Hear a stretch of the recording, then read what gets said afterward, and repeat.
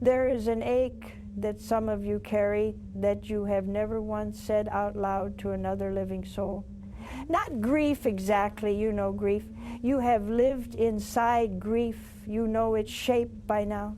This is something underneath the grief, a quiet, nagging fear that maybe in the decision you made, or the decision that was made for you, or the decision you are quietly considering right now for yourself, you did something wrong. Something that hurt the person you loved most, even after they were already gone.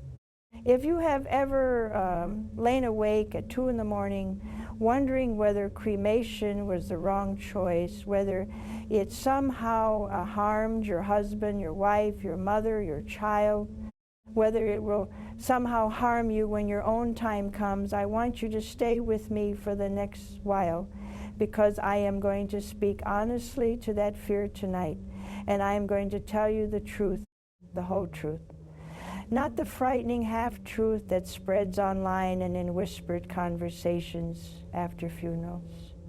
And I promise you, by the end of what I have to share, that ache is going to loosen its grip on you, because it was never built on solid ground to begin with.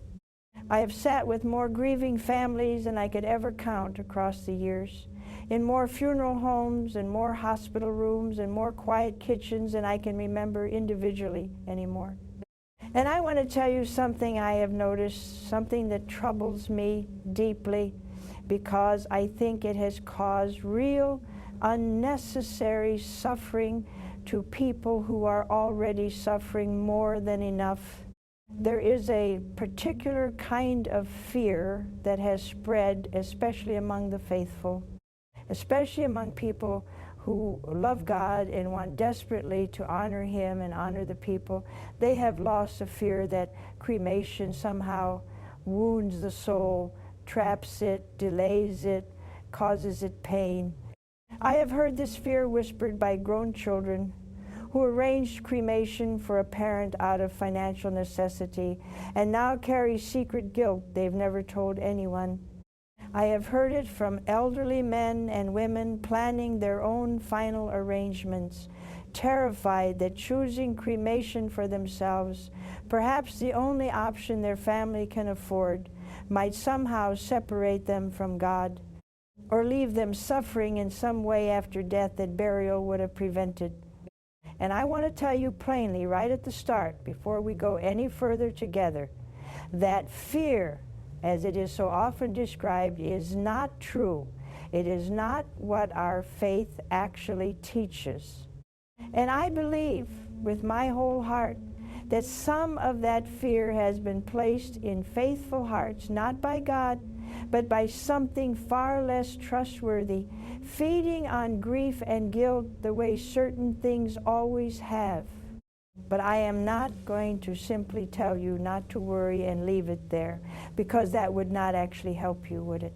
A fear that has taken root in someone's heart cannot simply be waved away with a reassurance and nothing underneath it. So I want to walk through this with you slowly, carefully, the way I would if we were sitting together after a funeral, both of us still in our good clothes, both of us tired in that particular way. Grief makes a person tired. I want to talk about where this fear actually came from. I want to talk about what our faith has actually historically consistently taught about the body, the soul, and what happens after death, regardless of what became of the physical remains. And then I want to talk about the real ache that so many of you are carrying, because there is a real ache here, dear one, even if it is not the ache you have been afraid of. It is simply a different one, and once you can see it clearly, I believe you will find it far easier to carry and far easier to finally set down. I think many of you carry this fear more quietly than almost any other fear connected to grief, because it feels almost shameful to say out loud. Grief itself, people expect. People know how to sit with you when you say you miss someone, when you cry at unexpected moments, when a certain song or smell or empty chair at the table undoes you all over again months later. But this particular fear, the fear that you may have hurt your loved one's soul through a decision about their remains, feels different to admit. It feels like confessing to something almost unspeakable.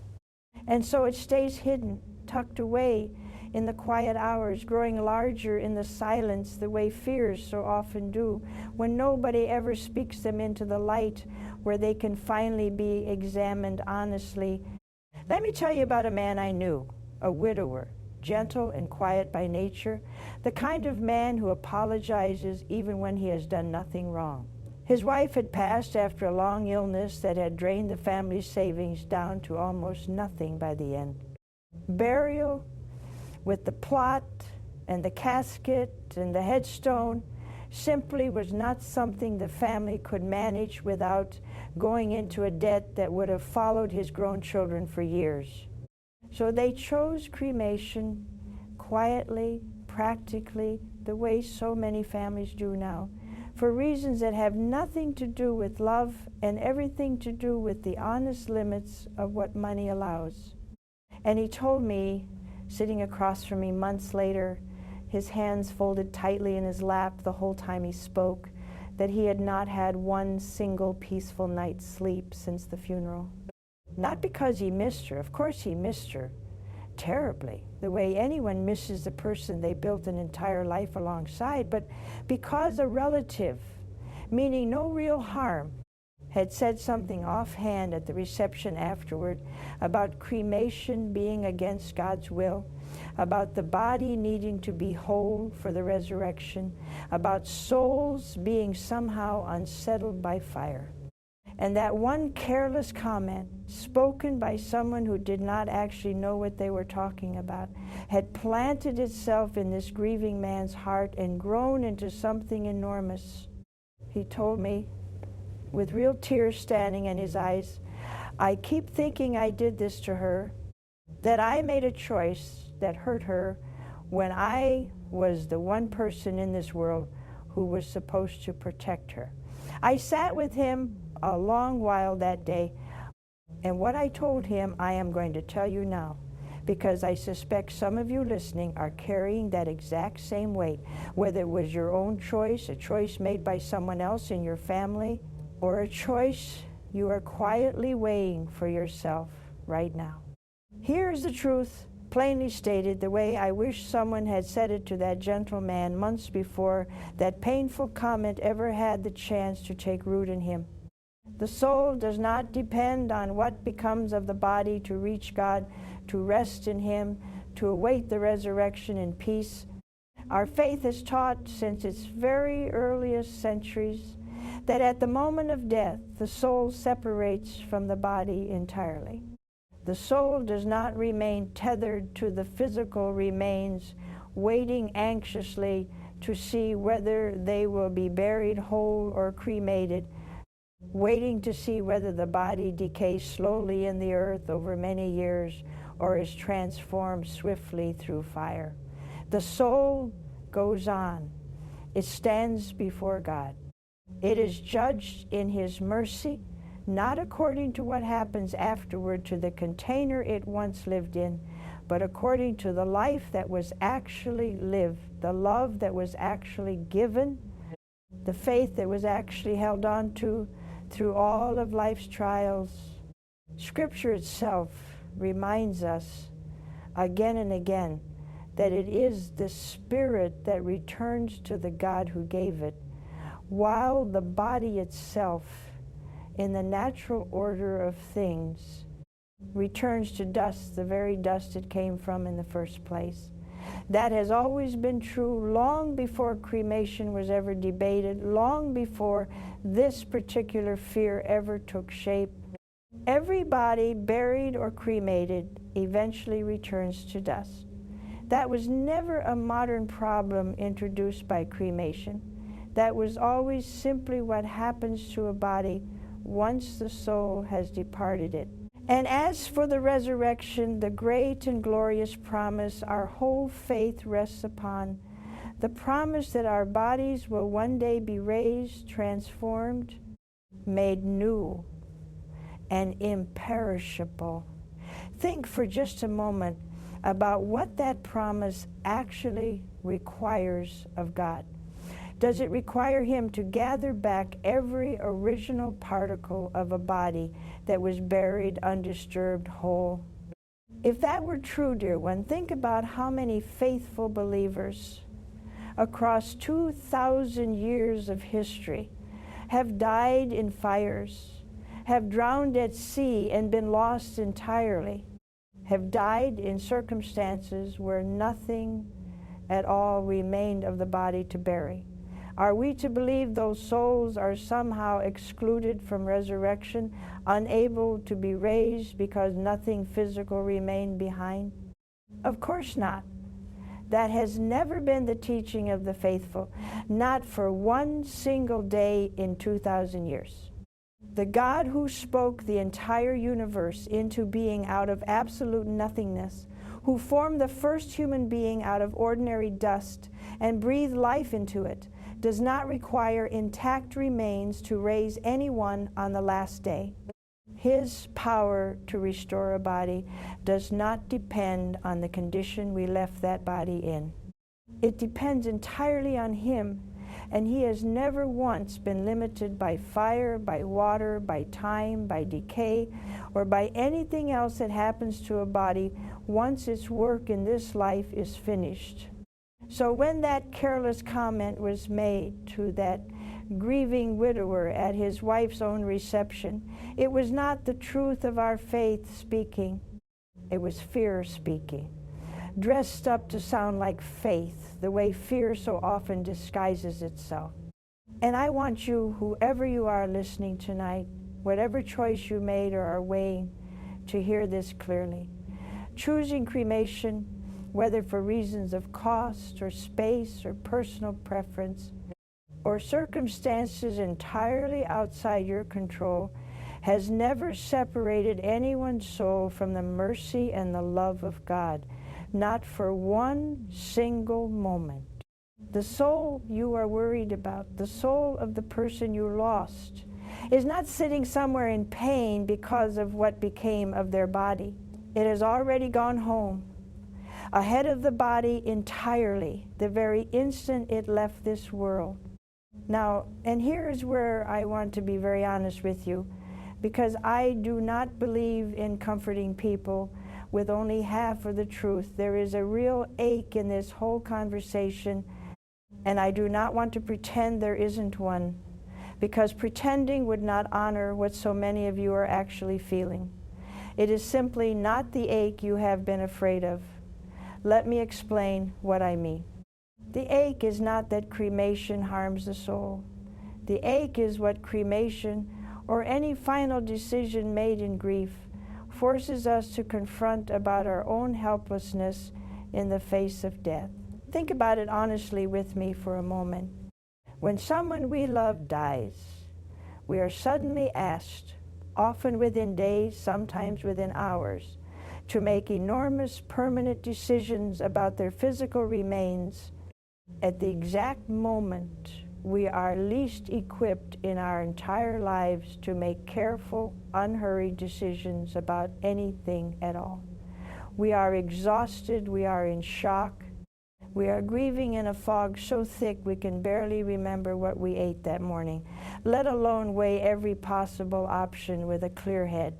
And in that fog, we make a choice, burial or cremation, this casket or that one, this urn or that one. And then, often for years afterward, once the fog is finally lifted and we can think clearly again, we look back at that choice made in the worst hours of our lives, and we wonder painfully whether we got it right. That wondering, that second guessing, that quiet ache of having made an enormous, irreversible decision while completely undone by grief, that is real. That, I will not tell you, is imaginary or unfounded. But notice, dear one, what that ache is actually about. It is not about whether the soul of the person you loved is suffering because of your choice. It is about your own very human, very understandable fear of having failed them somehow in the one final act of care you had left to offer. And I want to gently, firmly, lovingly tell you, you did not fail them. Whatever choice you made, in whatever state of grief and exhaustion and financial reality you made it in, was made out of love, or out of the practical limits love has to work within in this life. And both of those things are honorable. A person who chooses cremation for their spouse because that is what the family can manage is not failing that spouse. A person who chooses cremation for themselves because they do not want their children carrying the financial weight of an elaborate burial after they're gone is not committing some kind of spiritual failure. In many cases, dear one, that choice is itself an act of love, a final gift of practical care for the people left behind. Our faith, for many decades now, has permitted cremation plainly and without hesitation, recognizing that circumstances differ enormously from family to family, from country to country, from era to era, and that the state of a person's heart before God has never been measured by the method chosen to return their body to the dust it came from. Let me tell you about a young mother I knew, and this story, I think, will help you understand something important about how grief and this particular fear so often travel together. Her father had passed suddenly, a heart attack, no warning at all, no time for the family to gather beforehand, no time for anyone to say the things people usually try to say before someone dies. In the chaos and the shock of those first few days, cremation was decided upon quickly, partly out of practicality, partly because it was what her father himself, in an offhand conversation years before, had once said he would prefer, though he had never written it down formally anywhere. She told me that for the first year afterward, she could not visit the small shelf in her mother's home where the urn was kept, without her whole body going tense, without a wave of nausea rising in her, because somewhere along the way she had absorbed the idea, from where exactly she could no longer even remember, that her father's soul was somehow distressed by what had been done to his body. She told me she had even stopped praying for him for a while, because she said through tears, I didn't know if my prayers could even reach him if he was stuck because of what we did. That sentence broke my heart when she said it, because I could hear so clearly how much she loved her father, and how completely that love had been twisted by fear into something that was keeping her from the very practiced prayer that would have comforted her the most. I told her what I am telling you now. Her father's soul was not stuck. Her father's soul had gone to meet his Maker the instant his heart stopped beating in that kitchen, long before any decision about his remains was ever made. Her prayers had always reached him, every single one, from the very first day, because prayer does not travel through ashes or through caskets or through 6 feet of earth. Prayer travels through the heart, straight to the throne of God. And nothing about a body left behind has ever slowed that journey down for even 1 second. I watched something visibly loosen in her shoulders as I said it, the way tension leaves a person's body when a weight they have been secretly carrying for a very long time is finally set down. She began visiting that little shelf again after that conversation.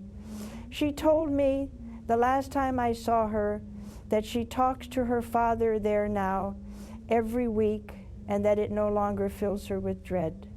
It fills her, she said, with something closer to peace. I think, too, of a woman in her late 70s who came to speak with me not about a loss she had already suffered, but about a decision she was quietly trying to make for herself, about her own eventual passing. She had 3 children, none of them wealthy, all of them already stretched thin, caring for their own families. And she told me with a practical steadiness that did not fully hide the worry underneath it, that she had decided on cremation for herself, specifically so that her children would not feel obligated to spend money they did not have on an elaborate funeral simply out of guilt or a sense of duty. She said she had made her peace with the decision on a practical level long ago. What she had not made peace with was a comment made by a woman at her church, meaning well, who had said in front of several other parishioners that the old ways, meaning burial, were the only way to properly honor a body meant for resurrection, and that cremation showed a lack of faith in what God had promised. This elderly woman told me she had gone home that day and cried harder than she had cried in years, not because her decision had changed, but because she suddenly felt as though she was choosing out of practical love for her children, something that made her look in the eyes of her own faith community like she doubted God's power to raise her on the last day. Nothing I told her could have been further from the truth of what her decision actually meant. Choosing cremation to spare her children financial hardship was not a lack of faith in the resurrection. If anything, it was faith of a very particular, very practical kind faith that her body's eventual form mattered less than the love she could still offer her family in her final act of planning for them. She left that conversation, she told me later, feeling for the first time in weeks like she could breathe normally again. I want to spend some time now talking about where this particular fear actually comes from, because I think understanding its roots will help loosen its grip on those of you still carrying it. And I want to take a little more time here than I might otherwise, because I believe the roots run deeper and older than most people realize, and understanding them tends to take away much of their power. Part of it, honestly, comes from a very old and very human discomfort with fire itself. Fire has always carried associations across nearly every culture and every era with destruction, with judgment, with punishment.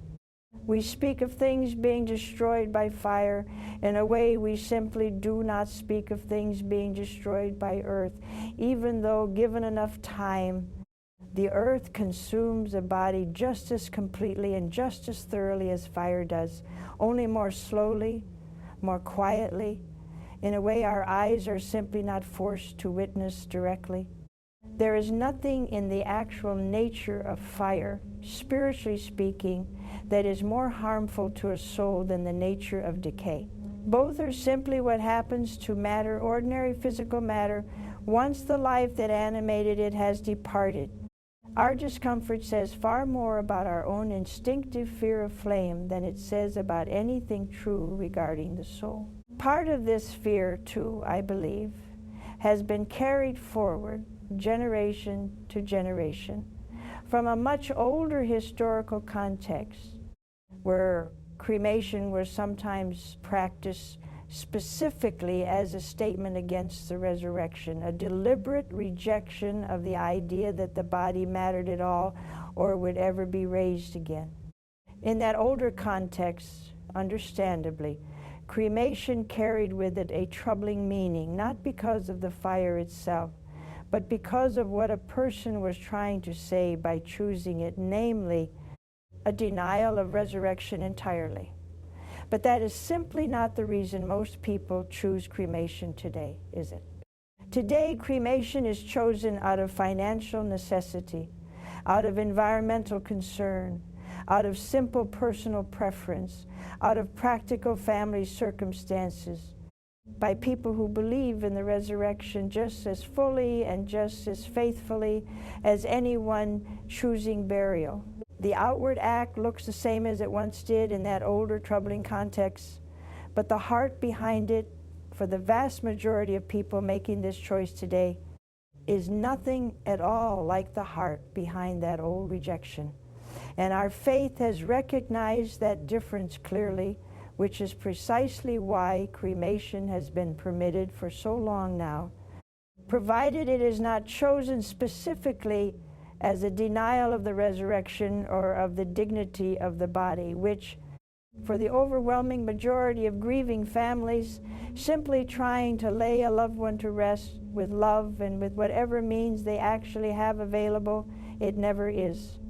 I do want to pause here and speak honestly about something else, something our faith does still ask of us with real tenderness, because I think it matters, and because I do not want you to walk away from tonight believing that nothing at all is asked of us regarding how we treat the remains of someone we love. While cremation itself is not harmful to the soul, our faith does gently ask that the ashes of a loved one be treated with the same dignity and reverence we would show a body prepared for burial. This means, traditionally, that ashes are kept together, whole, in one dignified place, an urn kept respectfully in a home, or interred in a cemetery, or placed in a columbarium rather than scattered to the winds, divided up among family members into separate keepsakes, or turned into objects such as jewelry or ornamental items. I share this with you not to add another layer of fear on top of what I have just spent all this time trying to lift from you, but because I think there is real comfort, not burden, in this teaching. It exists not because scattering ashes harms the soul in some mystical or painful way. It does not. And I want to be clear about that, but because how we treat the remains of someone we love shapes how we ourselves continue to hold their memory. And because the body, even in its smallest and most reduced form, remains something that was made in God's image and deserves to be treated with the same quiet dignity in death that it was owed in life. If you have already scattered a loved one's ashes out of love, out of following their explicit wishes, out of not knowing this teaching at the time, please do not let this become one more source of guilt tonight. God does not measure your love or theirs by the geography of where their ashes ended up. He measures it, as he always has, by the heart behind every choice you made. In the middle of grief, doing the very best you knew how to do with the information and the resources you had in that moment. Now, I want to shift and speak plainly for just a few minutes about something I promised you I would address, and I want to be very careful and very direct here because this matters. There are practices that have grown up around grief, around loss, around a desperate human longing to still feel connected to someone who has died. They go far beyond simply honoring their memory and slip instead into something our faith warns us clearly to avoid. I am speaking of practices that claim to let the living communicate directly with the dead, to summon their presence, to receive messages from them through methods that ask us to open ourselves up deliberately to whatever might answer on the other side. I am not going to describe those methods to you here because describing them would only hand you a door. I am urging you with real love to stay far away from. What I will tell you plainly is this: our faith teaches us to pray for our departed loved ones, to remember them, to honor them, to trust that they rest in God's hands, and that we will one day be reunited with them in the resurrection. It does not teach us to summon them, to bargain with the unseen for contact with them, or to treat their absence as a problem to be solved through practices that promise what only God's own timing can rightfully give. Grief makes us vulnerable, dear one, more vulnerable than almost anything else in this life. And there are always those and things ready to take advantage of exactly that vulnerability, offering false comfort dressed up to look like connection. Please, if you are grieving deeply enough that you have been tempted by anything of that kind, bring that longing instead to prayer, to the Mass offered for the souls of the departed, to the quiet, trustworthy practices our faith has always offered grieving hearts. They will not give you the dramatic, immediate contact some other practices falsely promise, but they will give you something far more lasting. Real peace and a real unbroken connection to your loved one through the love of God that holds you both together even now. There is one more piece of this whole picture I want to walk through with you before we move into what actually helps, because I think it addresses something many of you may be silently wondering underneath everything else we've discussed tonight. Our faith teaches that many souls, after death, pass through a season of purification before entering fully into God's presence, a season we call purgatory, a place, or perhaps better understood as a process not of punishment in the way we usually think of punishment, but of being made ready gently and completely for a joy so total and so overwhelming that nothing imperfect could withstand it unprepared. I want to be very clear with you here, because this is exactly where fear so often tries to sneak back in through a side door. Purgatory has nothing whatsoever to do with what became of a person's physical body. It is not a place where souls sit and wait, anxious about ashes or caskets or headstones.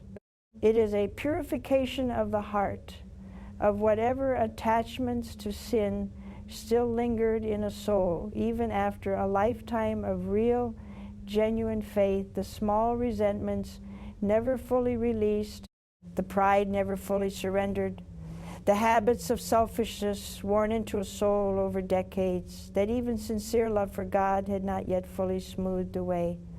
None of that has anything to do with cremation or burial. It has to do with the state of the heart at the moment death arrived. And here is why I wanted to bring this up specifically tonight. Our prayers for the dead, dear one, are not wasted breath, and they are not merely symbolic gestures we perform to comfort ourselves while accomplishing nothing for the person who has passed. Our faith holds, and has always held, that prayer for a departed soul genuinely helps that soul, genuinely assists in whatever purification it may still need, genuinely matters in a real and not merely sentimental way. This is one of the most tender gifts our faith offers grieving hearts, because it means love does not end at death, and it means there is still something real and active you can do for the person you lost, regardless of how much time has passed, regardless of how their remains were laid to rest. Every rosary said in their memory, every Mass offered for their soul, every quiet prayer whispered before an urn or beside a grave is not a hollow ritual. It is love, still working, still reaching them, still mattering. I think of a mother I knew who had lost her son far too young, under circumstances so painful I will not describe them here out of respect for her privacy, even now, years later. She told me that in the earliest, rawest months of her grief, prayer felt impossible. She said the words but felt nothing, felt as though she were speaking into a void. What finally broke through that numbness, she told me, was not a dramatic breakthrough or a sudden feeling of peace descending from nowhere. It was simply the discipline of continuing to pray for him anyway, faithfully, even without feeling anything at all, trusting that the prayers mattered even when she herself could not sense that they did.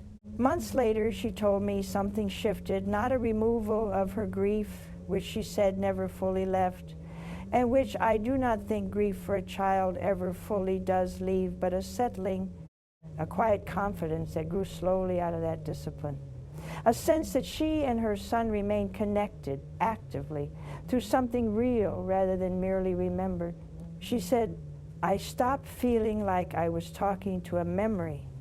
I started feeling like I was still, in some way I can't fully explain, taking care of him.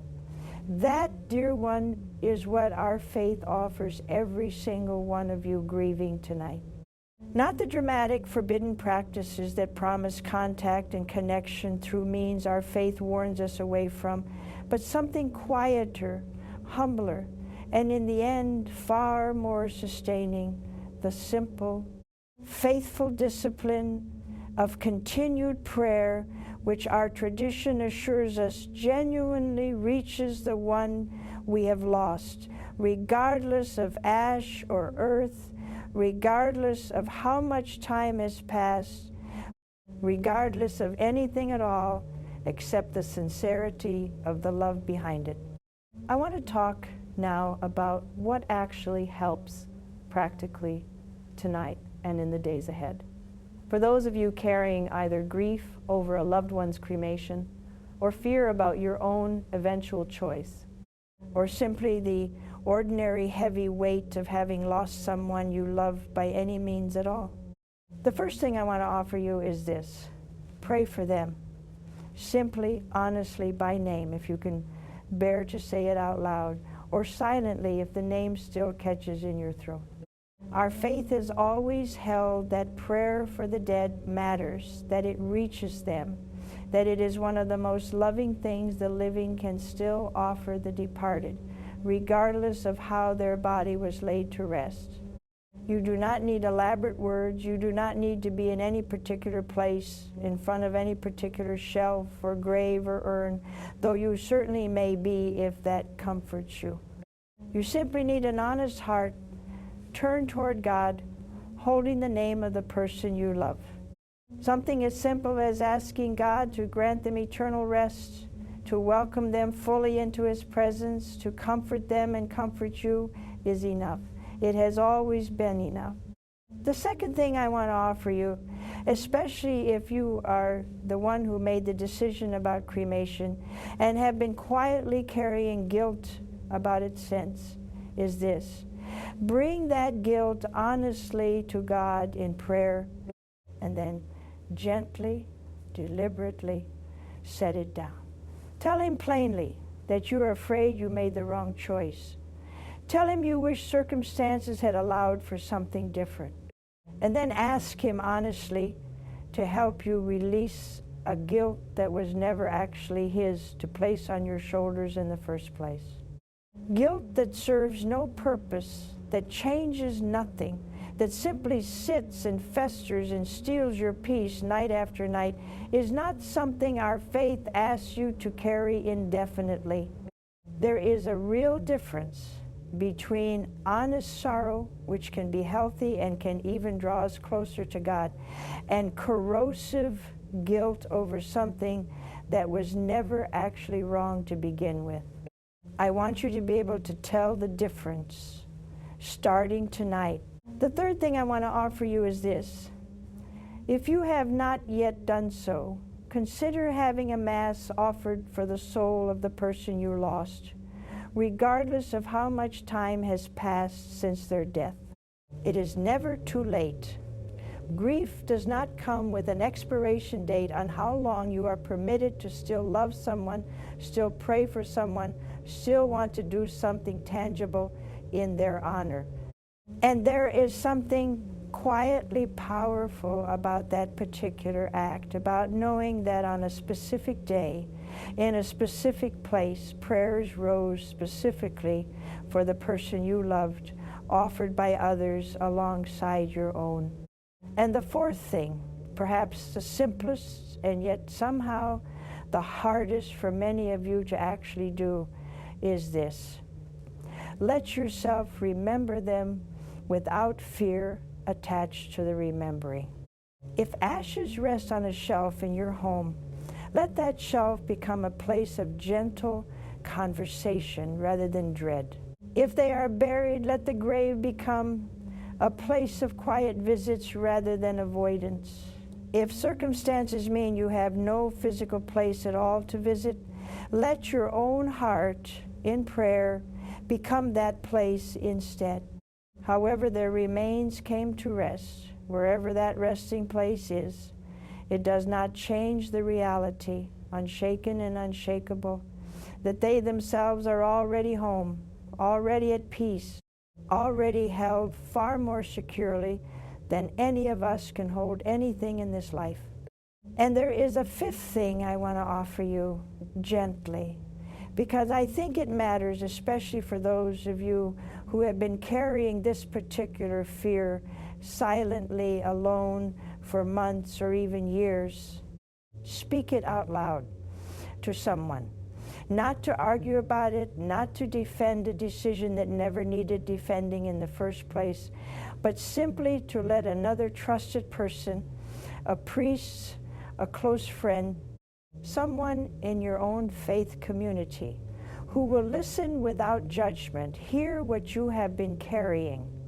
Fear that stays entirely hidden tends to grow larger in the silence, feeding on nothing but its own repetition inside your own mind, night after night, with no outside voice ever available to gently interrupt it.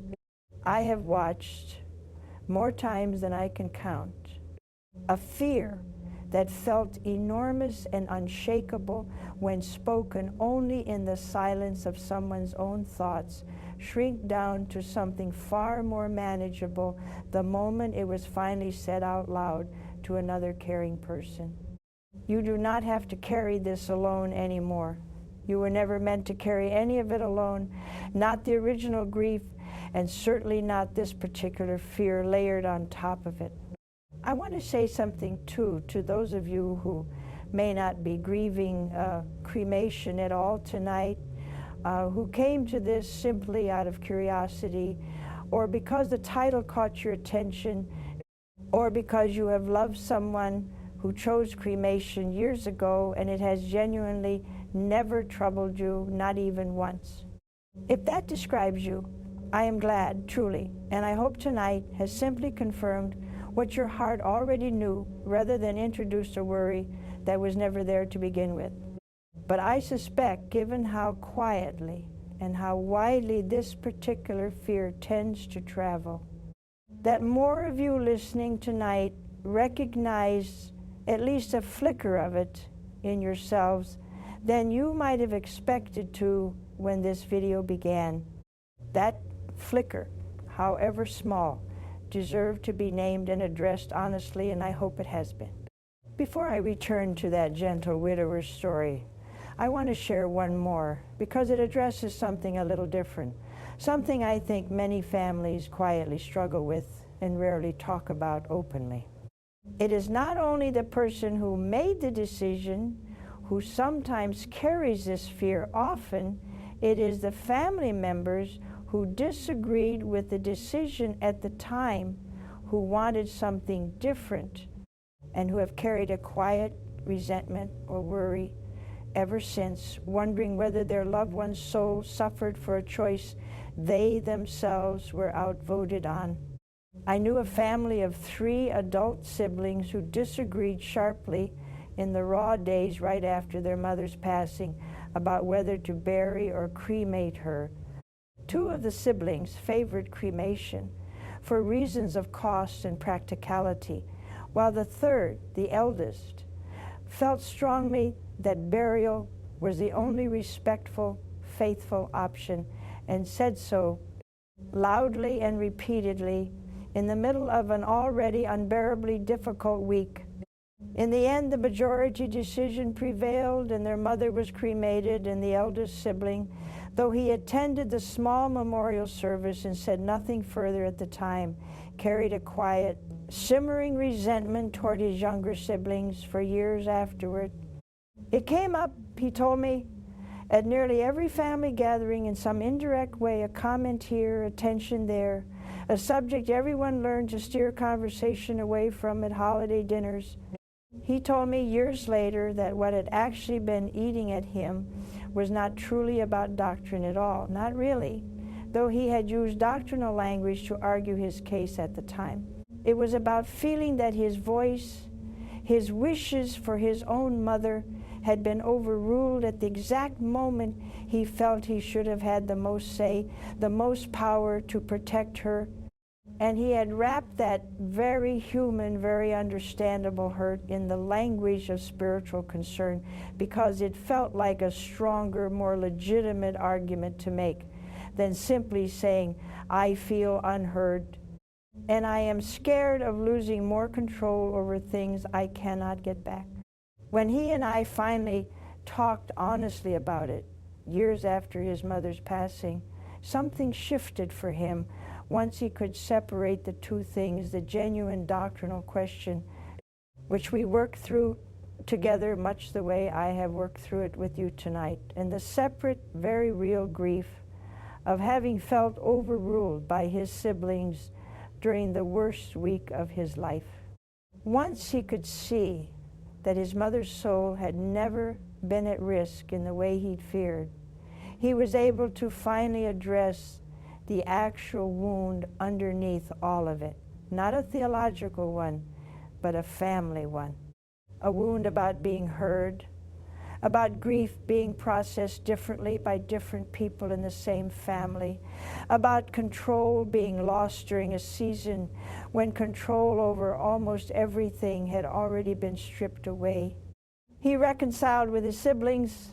Not long after that conversation, he told me, and the reconciliation had very little to do with cremation in the end, and everything to do with finally naming what the argument had actually always been about underneath the surface.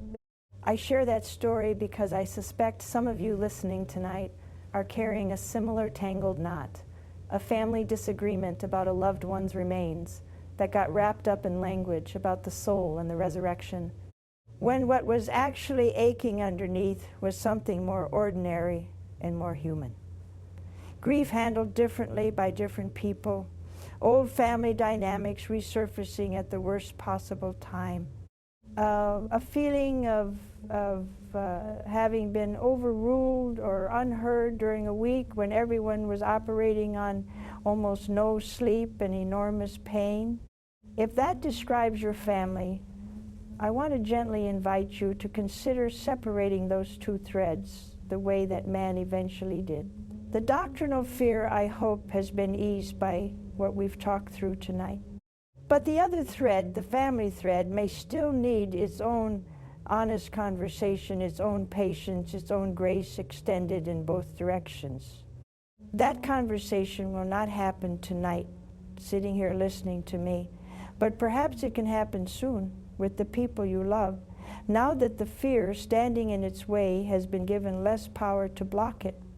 I think back often to that gentle widower, hands folded tightly in his lap, so afraid he had somehow hurt the wife he had loved for 40 years by the choice financial circumstances had forced upon his family. I saw him again quite a while later at a small gathering, and I almost did not recognize him at first because something in his whole bearing had changed. He told me he had gone home after our conversation and done something he had been too afraid to do for months. He sat down beside the small urn kept respectfully on a shelf in his living room, and he simply talked to her.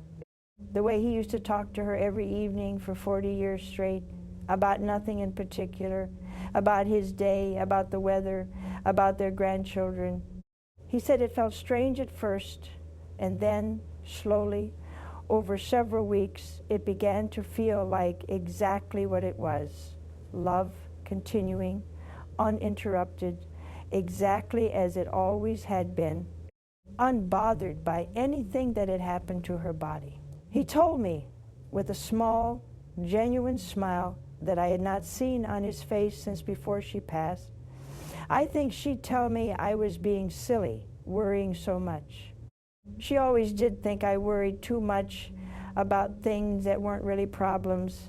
I want to say something directly to whoever among you is planning right now quietly your own final arrangements, weighing burial against cremation, worried about what that choice might mean for your own soul when your time eventually comes. Whatever you choose, dear one, whatever circumstances guide that choice, financial or personal or environmental or simply a matter of what feels right to you, know this clearly. Your soul's welcome home will not depend on it. It will depend on the life you live, the faith you kept even through the hard seasons, the love you gave to the people around you, however imperfectly, however humanly. God is not waiting to see what becomes of your body before deciding how to receive your soul. He has known you fully and completely since before you were even formed, and He will receive you exactly the same way, regardless of whether your body rests beneath a headstone or in an urn on a shelf.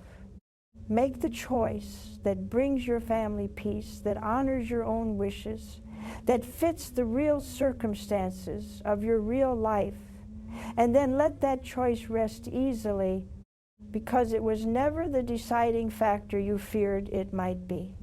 If you are listening tonight and you have lost someone to cremation, and some part of you has been quietly afraid this whole time that you failed them in some final, irreversible way, I want you to hear this clearly one more time before we close.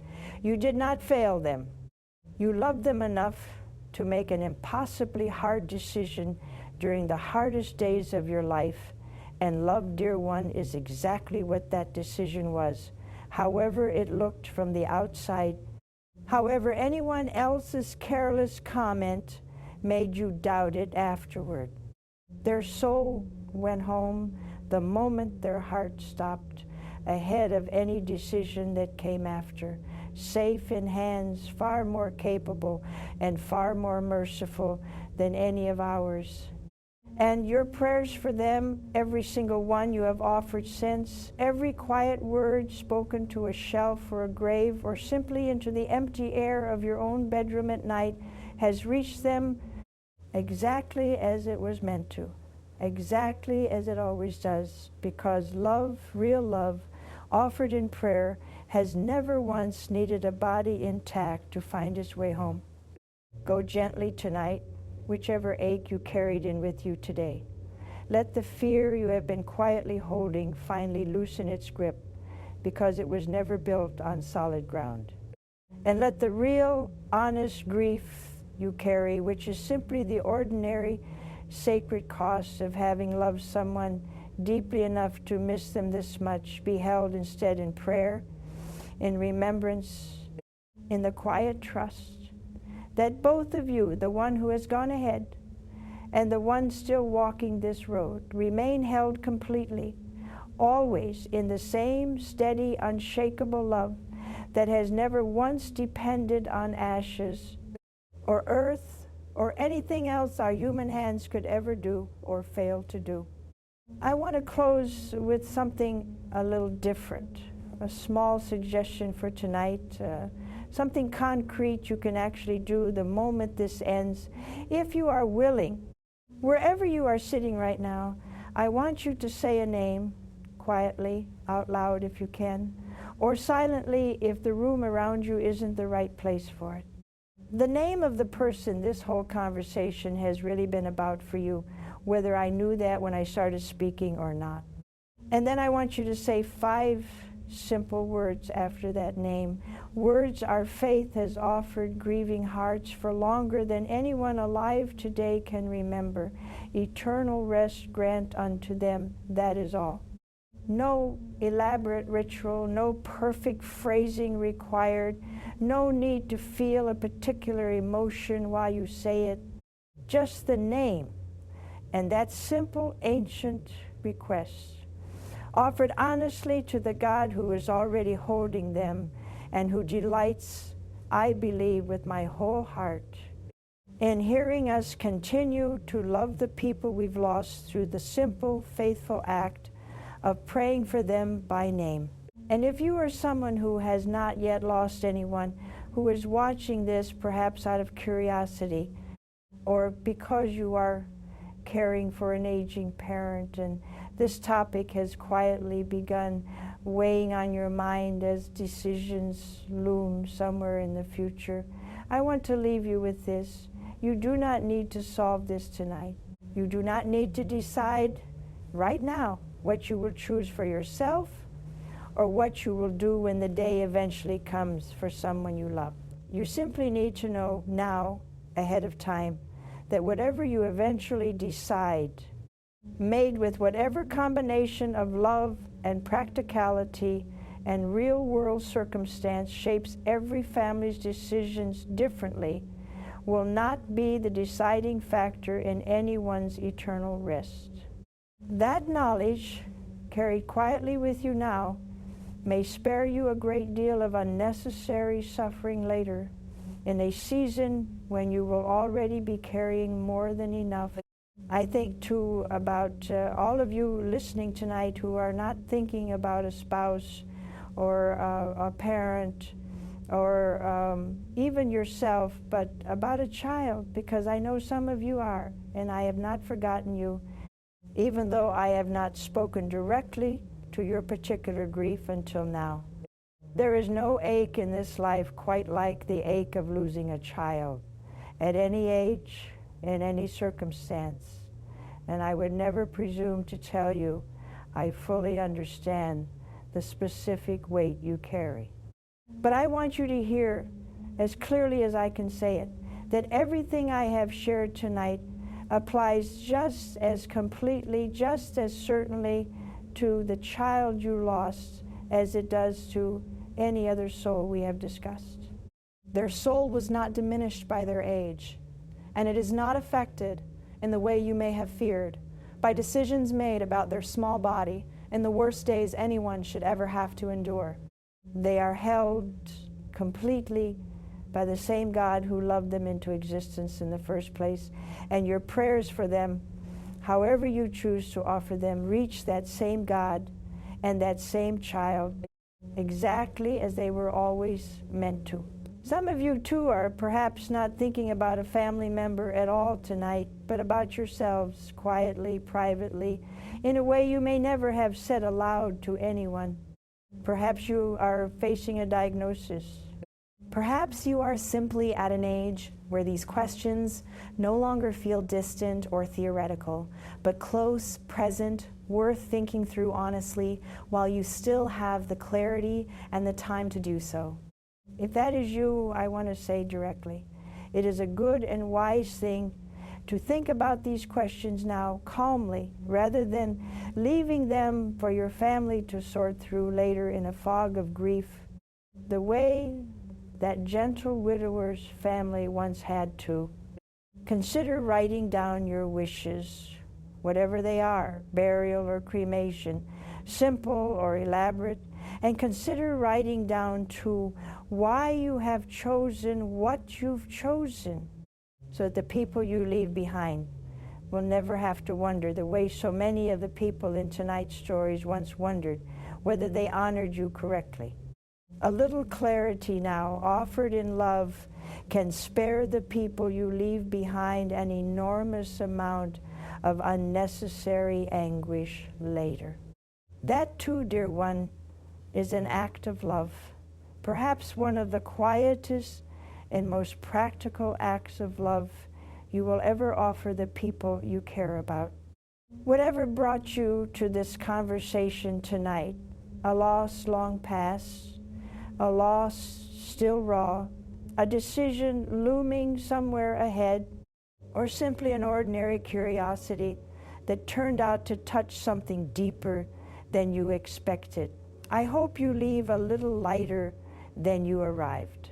Fear has a way of attaching itself to the people and the losses we love most fiercely, precisely because we love them so fiercely, precisely because we would do anything at all to have protected them perfectly and to know with total certainty that we did right by them in every single choice. That kind of perfect certainty was never actually available to any of us in any decision we've ever made about anything in this entire life. But the peace underneath that impossible certainty, the peace of knowing you loved as well as you knew how, with the information and the resources and the strength you actually had in the moment, and that the outcome for the soul of the person you loved was never ever dependent on getting every detail of that decision perfectly right, that peace is available to you. It is available to you tonight, right now, wherever you are sitting, however heavy the question that brought you here. If something I've shared with you today reached a quiet, aching place in your heart, I am truly glad you stayed with me until the very end. And I would love nothing more than for you to come and sit with me again next time we're together.